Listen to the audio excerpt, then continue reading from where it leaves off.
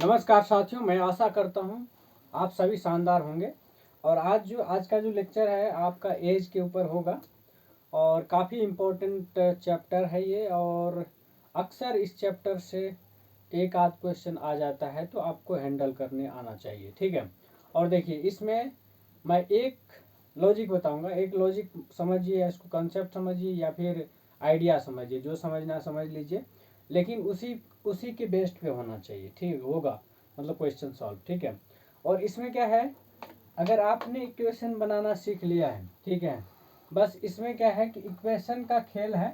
अगर इक्वेशन आपसे बन जाता है फिर उस क्वेश्चन में कुछ रखा नहीं है और आपसे सॉल्व हो जाएगा, ठीक है। तो मेन क्या है, इक्वेशन बनना चाहिए और क्वेश्चन का लैंग्वेज को अपने लैंग्वेज में डिकोड करने आना चाहिए। और जो जो आपने डिकोड किया है उसको एज ए इक्वेशन बना लीजिए, फिर जाके उसको सॉल्व कर लीजिए, ठीक है। बस इतना अगर आ गया तो एज से रिलेटेड क्वेश्चंस अगर आएगा यूपीएससी के अंदर तो समझ लीजिए वो आपसे बनेगा, ठीक है। ये है। तो अब देखिए, इक्वेशन किसी भी टाइप का हो सकता है। लीनियर इक्वेशन बन सकता है, बाय क्वाड्रेटिक इक्वेशन बन सकता है, क्यूबिक इक्वेशन बन सकता है। हालांकि इतना लेंथी नहीं जाएगा, लेकिन ठीक है, बस इक्वेशन आपसे बनना चाहिए। फिर उसके बाद जो है कौन सा इक्वेशन है, जैसे देखिए, जैसे है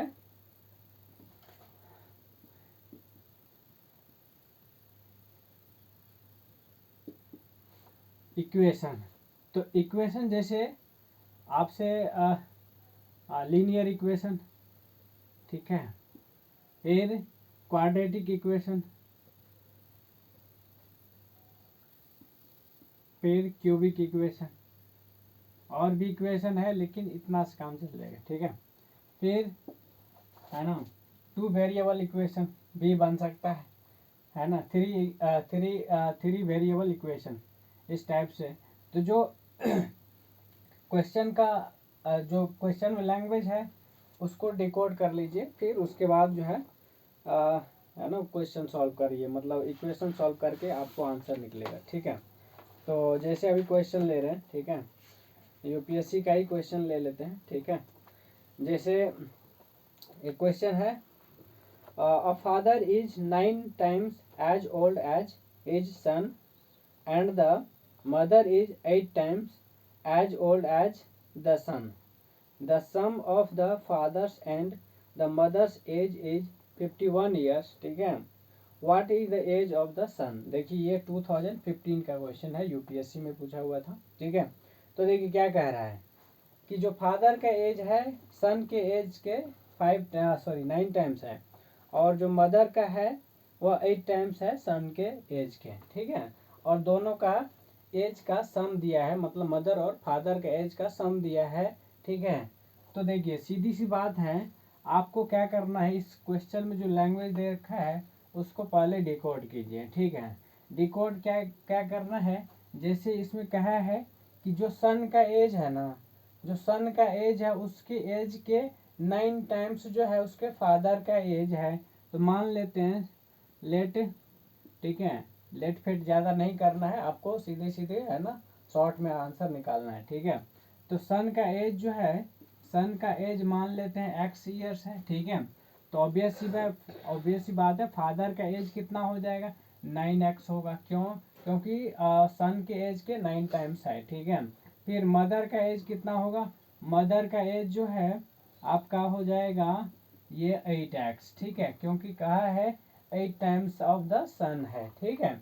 ये है। अब क्वेश्चन के अकॉर्डिंग ये है कि कह रहा है कि मदर और फादर का सम ऑफ एज जो है 51 ईयर्स है। कितना है, 51। 9x प्लस में 8x, यही तो होता है 51 ईयर्स, ठीक है। अब देखिए आपका इक्वेशन बन गया, इक्वेशन बन गया। अब देखिए ये क्या है, लीनियर इक्वेशन ही है, ठीक है। तो दोनों के ऐड करेंगे, ये हो जाएगा 17x बराबर 51, कितना 51। x बराबर कितना हो गया, ये हो गया 3 ईयर्स, ठीक है। यानी कि बेटा का एज था x ईयर्स, ठीक है, बेटा का था x ईयर्स। तो अब बेटा का निकल गया तो फादर का निकल जाएगा, मदर का निकल जाएगा, ठीक है। तो फादर का कितना हो जाएगा, फादर हो जाएगा 9 इंटू 3 27 ईयर्स, कितना हो जाएगा 27 ईयर्स। फिर मदर का हो जाएगा कितना 8x, 8x बोले तो 8 इंटू 3 यानी कि 24 ईयर्स जो है आप उसके मदर का निकल जाएगा। ठीक है, तो इजी तरीके से आप कैलकुलेट कर सकते हैं। चलिए और नेक्स्ट क्वेश्चन ले रहे हैं। नेक्स्ट क्वेश्चन है the monthly income of Peter and Paul are in the ratio of 4:3। ठीक है, पीटर एंड पॉल का जो है मंथली इनकम का रेशियो है 4:3। Their expenses are in the ratio of 3:2। कितना है 3:2 है। If each save Rs 6,000 at the end of the month, their monthly income respectively are in the, मतलब कितना होगा। ठीक है, इस टाइप से। तो देखिए इस क्वेश्चन में क्या कह रहा है, एज का ही है ना क्वेश्चन। ठीक है, ठीक है, तो कितना बताइए इसको।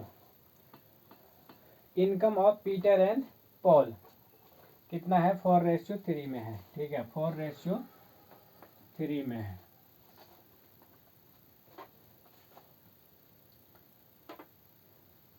देखिए यहाँ लिखिए पीटर और दूसरा है पॉल, PAUL लिख देता हूँ। ठीक है, पीटर और पॉल का जो रेशियो है ये 4 है तो ये आपका 3 है।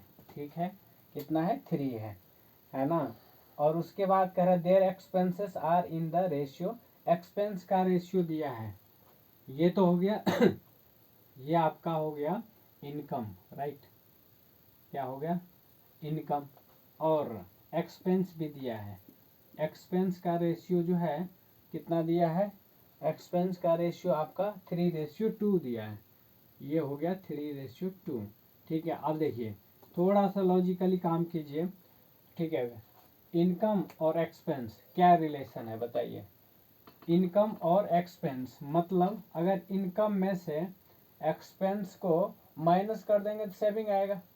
क्या आएगा, सेविंग आएगा। ठीक है, तो देखिए माइनस कर दीजिए तो इसमें से आप देखिए यहाँ पे क्या है जो भी है, तो आपको यहाँ पे इक्वेशन बनाना है। तो इसका मतलब है अगर पॉल का इनकम 3 है, ठीक है, तो उसका एक्सपेंस 2 है। यानी कि अगर ये ऐसे कर लीजिए, ठीक है, मान के चलिए इनकम और एक्सपेंस जो है एक्स और वाई का उसमें है। ठीक है, एक्स और वाई।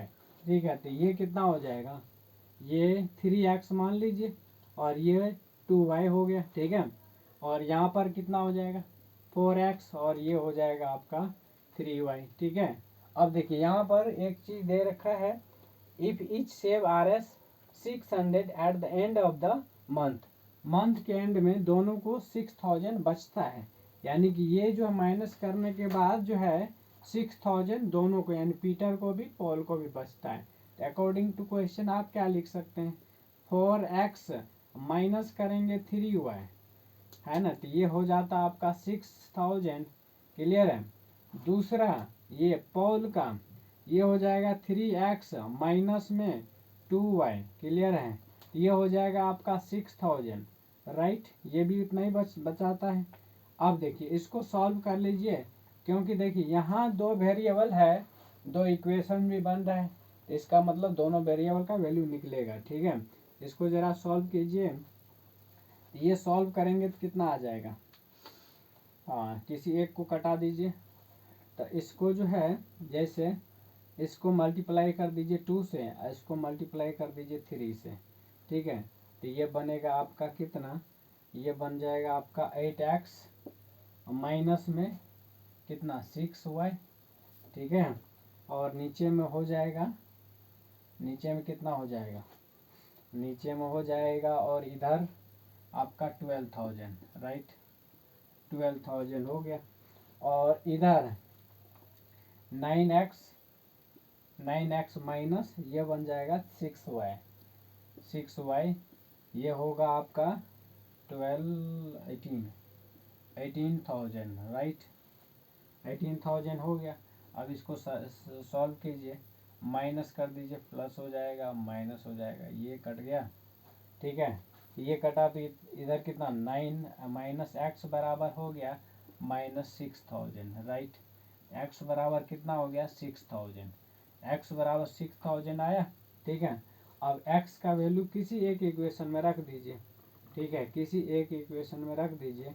तो ये कितना है, जैसे मान के चलिए इसको सॉल्व करेंगे तो एक्स का वैल्यू 6000, तो ये हो गया। आप इसको सॉल्व कर लीजिए, 4 इंटू, ठीक है, 6000 -3y बराबर 6000, राइट, ठीक है। ये हो गया 24000, 24000 -3y बराबर हो गया 6000, ठीक है। ये उधर चला जाएगा तो 18000, 3y बराबर कितना हो गया 18000 हो गया, ठीक है। y बराबर कितना हो गया 6000, नहीं, हाँ ठीक है, y बराबर 6000 हो गया। y का वैल्यू 6000 आया। x का वैल्यू कितना आया, x का वैल्यू भी 6000, ठीक है, हाँ सही है ना। हाँ, तो इसमें पूछा है देयर मंथली इनकम रेस्पेक्टिवली, तो मंथली इनकम पूछा है, तो मंथली इनकम क्या हो जाएगा, देखिए ये तो मंथली इनकम का ही है, ठीक है। तो एक हो जाएगा 24000 और दूसरा हो जाएगा 18000, तो 24000 और 18000 आपका आंसर हो जाएगा, ठीक है। 24000 और यानी कि ऑप्शन नंबर 1, ठीक है, ऑप्शन नंबर ए, ठीक है, आपका राइट आंसर। तो इस तरीके से करना है, ठीक है। चलिए नेक्स्ट क्वेश्चन करिए। नेक्स्ट क्वेश्चन है, ये है यूपीएससी 2017 का क्वेश्चन, ठीक है, यूपीएससी 2017 का। कह रहा है कि the monthly income of X and Y are in the ratio 4:3 and their monthly expenses are in the ratio 3:2, ठीक है। However each save R S 6000 per month, what is their total monthly income. Same question है, थोड़ा सा last में question change किया है, बाकी कुछ फर्क नहीं है, ये आप लोग कीजिएगा, ठीक है। चलिए आप लोग का होमवर्क है। नेक्स्ट क्वेश्चन कीजिए। In 2002 Meenu's age was on 1/3 of the age of Meera, ठीक है। मतलब कह रहा है कि मीनू का एज जो है 2002 में, ठीक है, 2002 में मीनू का age 1/3 of the age of Meera का, यानी मीरा का एज जितना भी था उसका 1/3 मीनू का एज है। जबकि 2010 में, यानी कि 2002 से 2010 कितने साल बाद की बात कर रहा है, 8 साल बाद, ठीक है, यानी 8 ईयर लेटर, ऐसे सोच सकते हैं। Meenu's age was half of the age of Meera. अब what is the Meenu's year of birth, यानी बर्थ कब हुआ था ये पूछ रहा है, ठीक है। तो देखिए सबसे पहली बात क्वेश्चन को डिकोड कीजिए, ठीक है, क्वेश्चन को डिकोड कीजिए। तो इसमें क्या कह रहा है 2002 में, ठीक है, मीनू का एज जो भी था, ठीक है, उसका 1/3 था मीरा का एज, मतलब मीरा के एज का 1/3 था। तो एक किसी एक को मान लीजिए, मीरा का मान लिए, मीरा का एज जो है आपने मान लिया x ईयर्स है, ठीक है, कितना x ईयर। तो मीनू का एज कितना हो जाएगा, मीनू का एज जो है 1/3 ऑफ मीराज एज, ठीक है, यानी कि x बाई कितना हो जाएगा, x/3 ईयर्स जो है आपका मीनू का एज हो जाएगा। ये कब की बात कर रहा है, ये 2002 की बात कर रहा है, क्लियर है। इस कब की बात कर रहा है, 2002 की बात कर रहा है। फिर देखिए यानी कि 8 ईयर्स लेटर, 8 ईयर लेटर्स मतलब 2010 की बात कर रहे हैं। ये तो हो गया किसकी, 2002 की बात, ठीक है। अब 2010 की बात करेंगे, 2000 कितना 2010 की बात करेंगे, तो ठीक है। तो ये इसका एज कितना हो जाएगा, जो हाँ Meenu's age was half of the age of Meera का, ठीक है, मतलब मीनू का एज जितना होगा, एक तरह से समझ लीजिए ऐसे कि Meenu's age was half of the Meera, यानी मीरा का जो भी होगा, ठीक है, वह हाफ हो जाएगा मीनू का एज, यानी मीनू का एज का डबल हो जाएगा मीरा की एज, ऐसे समझ लीजिए। ठीक है, क्या हो जाएगा, डबल हो जाएगा। ठीक है, यानी कि मीनूज एज वाज हाफ, तो मीनू का एज हाफ है, कितना है,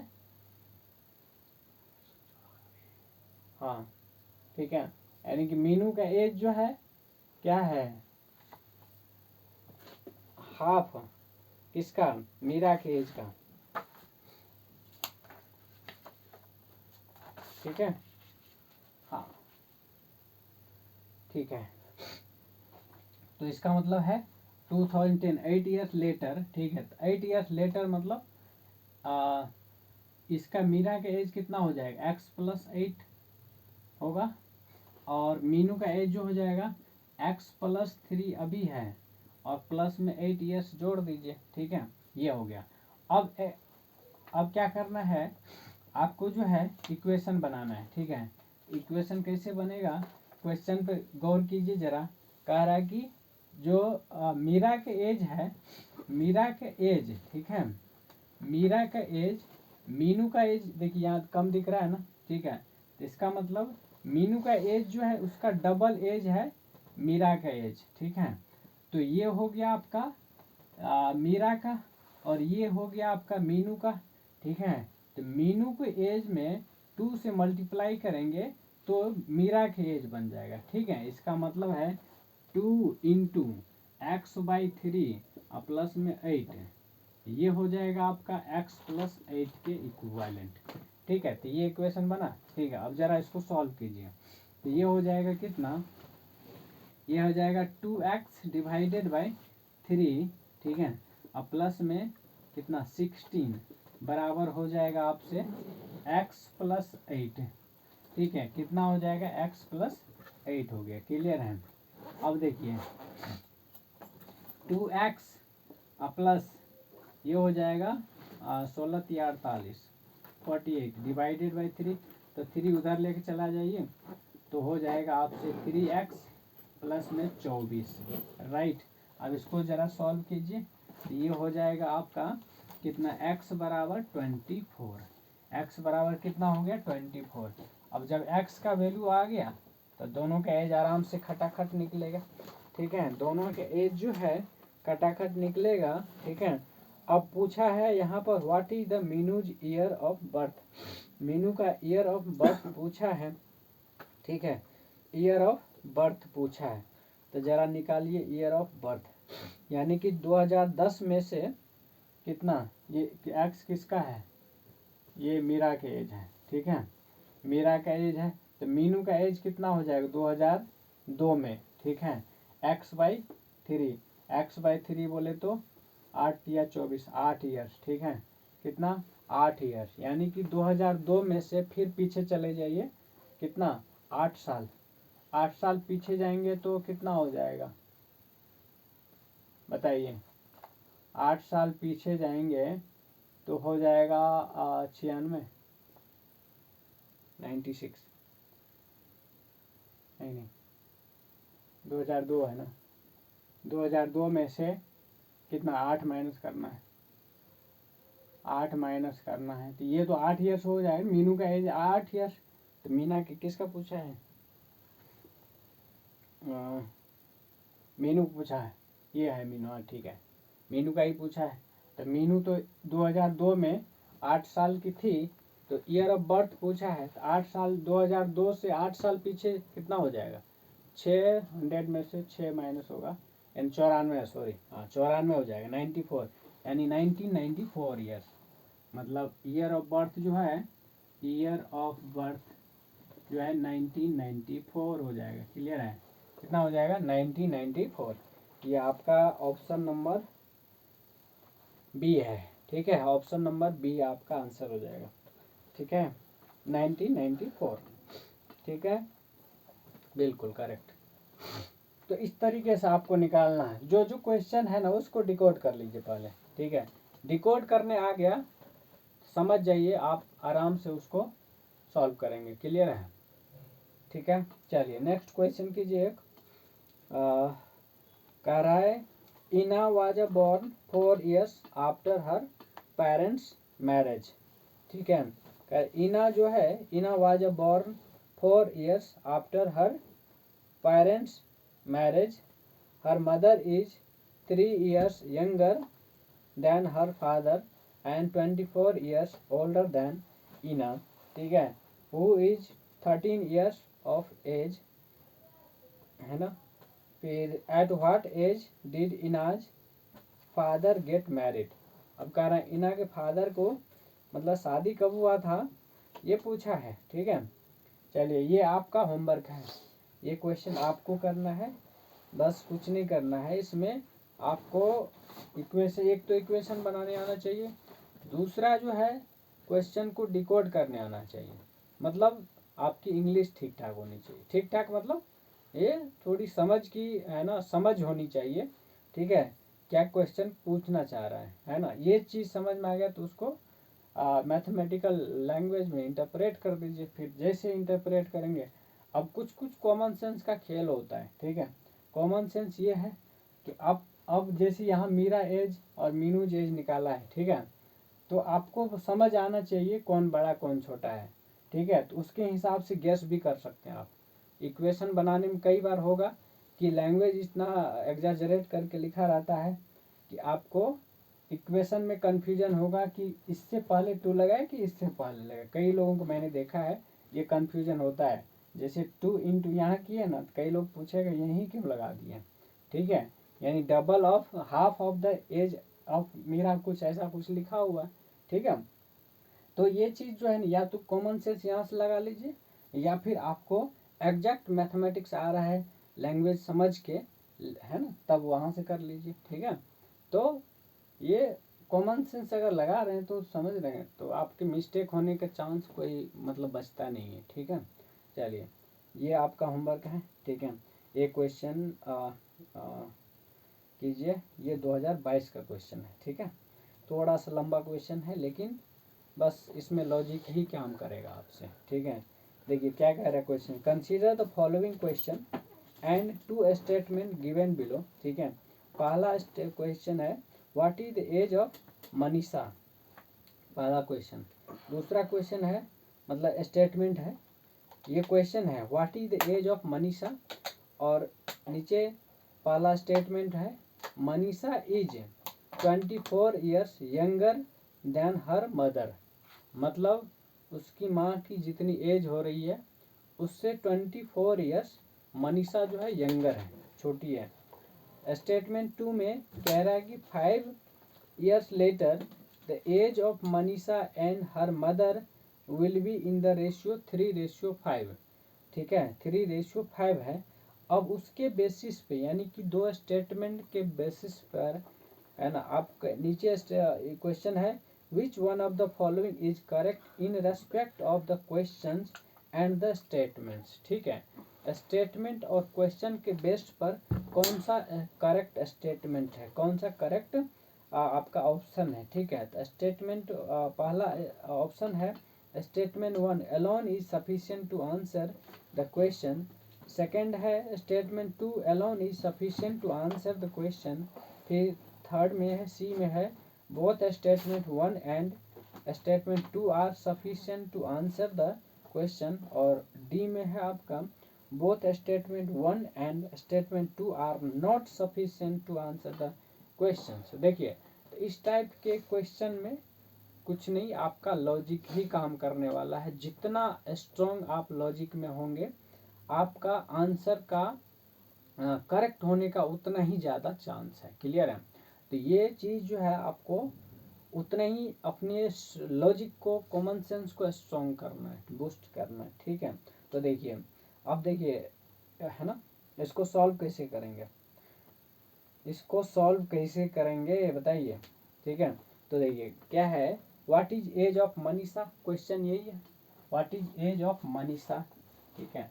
चलिए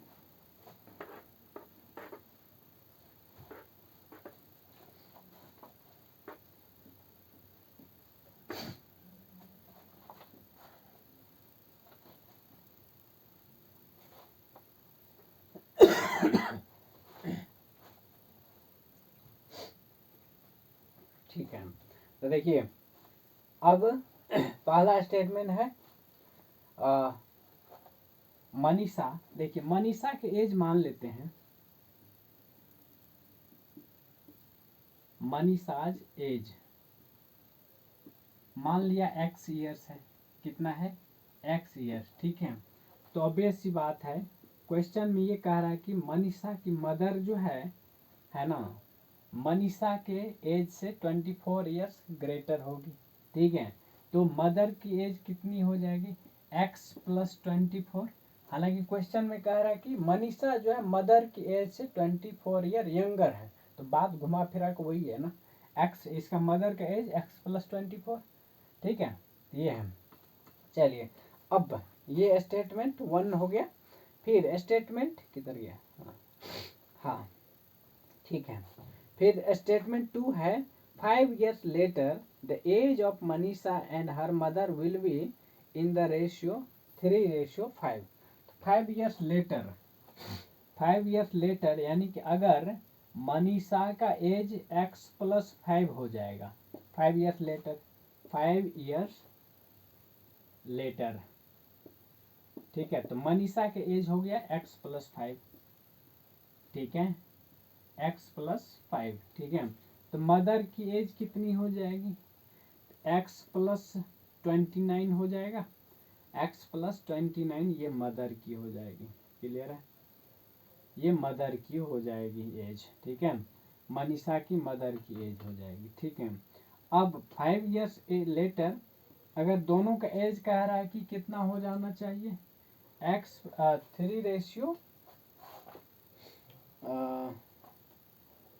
3:5। The age of Manisha and her mother will be in the ratio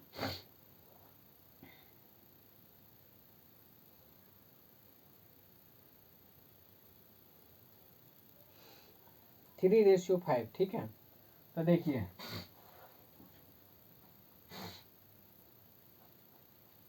किधर गया? ठीक है, तो कहने का मतलब ये है कि मनीषा का एज और मदर का as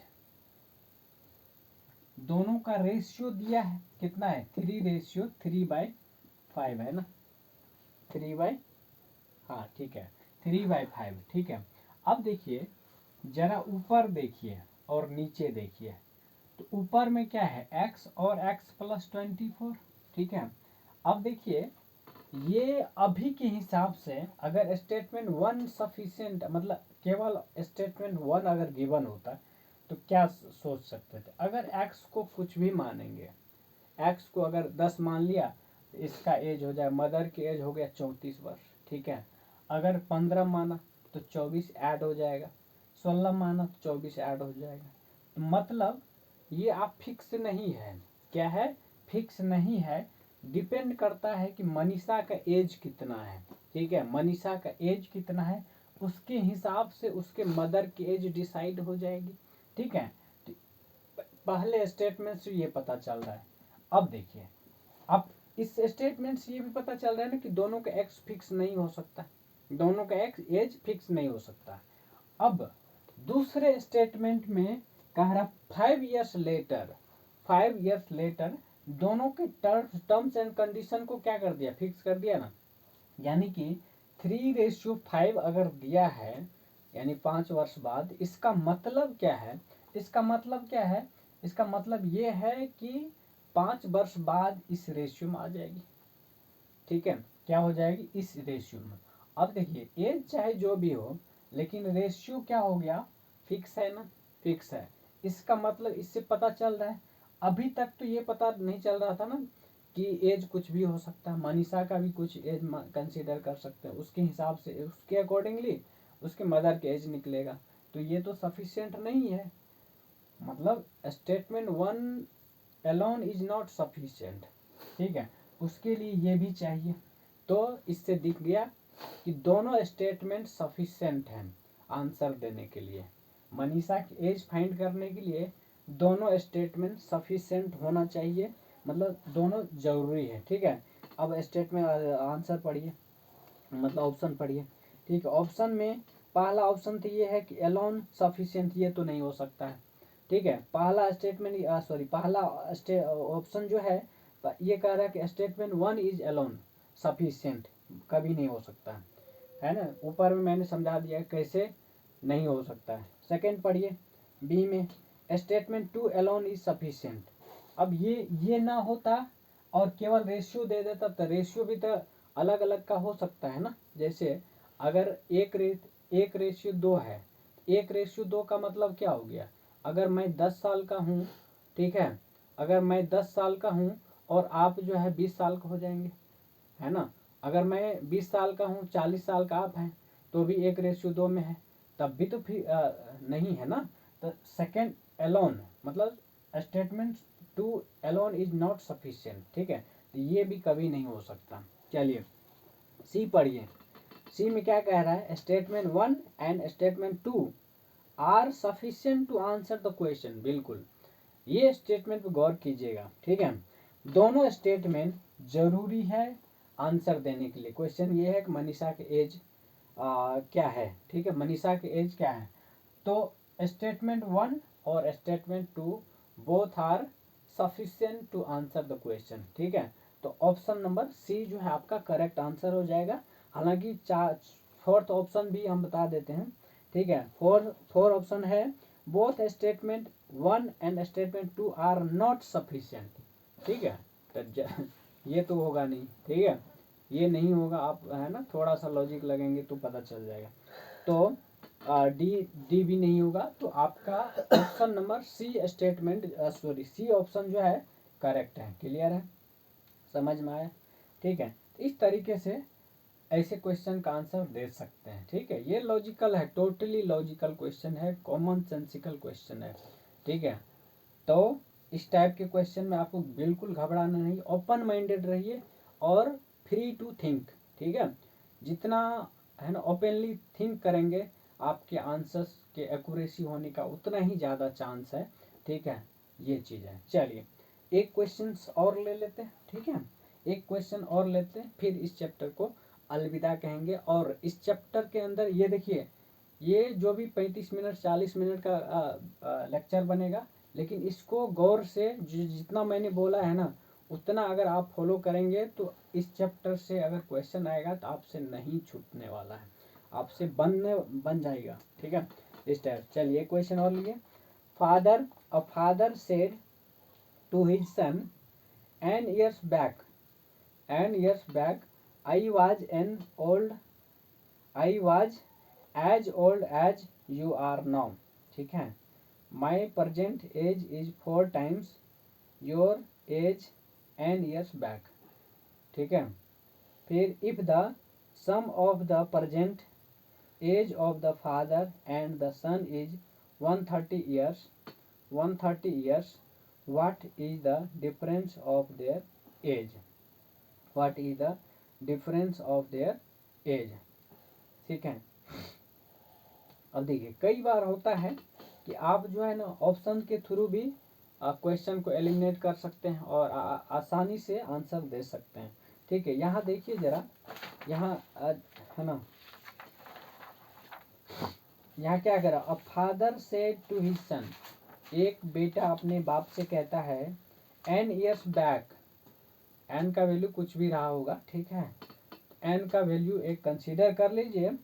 I was as old as you are now, मतलब एन ईयर्स बैक जो है, अब कह रहा है कि जितने साल अभी आप हैं, ठीक है, जितने साल अभी आप हैं उतने साल पीछे था, ठीक है। ये my present age is 4 times, है ना, years age N years back, ठीक है। फिर if the sum of the present age of the father and the son is 130 years, ठीक है, 130 years, what is the difference of their age, ठीक है। तो उसके एज का डिफरेंस क्या होगा, एज का डिफरेंस क्या होगा, ठीक है। तो ऐसे क्वेश्चन में ऑप्शन लिख लीजिए, 30 ईयर्स, 32 ईयर्स, 34 ईयर्स और 36 ईयर्स, ठीक है, 36 ईयर्स। अब देखिए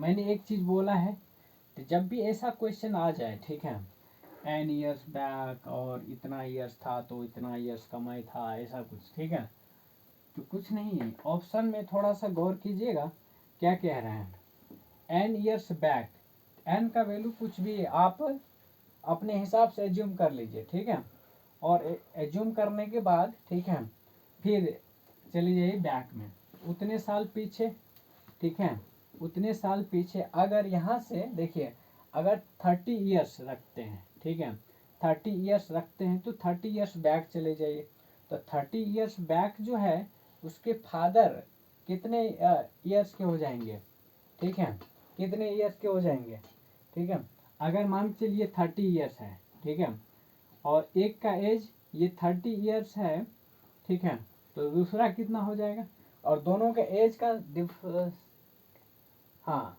दोनों का एज का जो है समेशन दिया है 130 ईयर्स है, 130 ईयर्स, राइट, 130 ईयर्स है, ठीक है, तो एज का डिफरेंस पूछा है, एज का डिफरेंस पूछा है, ठीक है, तो कितना हो जाएगा बताइए। देखिए 30 ईयर्स अगर मान के चलिए, ऑप्शन ऑप्शन के हिसाब से एलिमिनेट करते हैं, ठीक है, ऑप्शन के हिसाब से एलिमिनेट करते हैं। एन ईयर्स बैक का मतलब क्या हो गया, एन ईयर्स बैक का मतलब है कि अगर प्रजेंट एज मान लेते हैं एक्स है, तो एन ईयर्स बैक का मतलब हो गया, एन ईयर्स बैक का मतलब हो गया X minus N, X minus N हो जाएगा।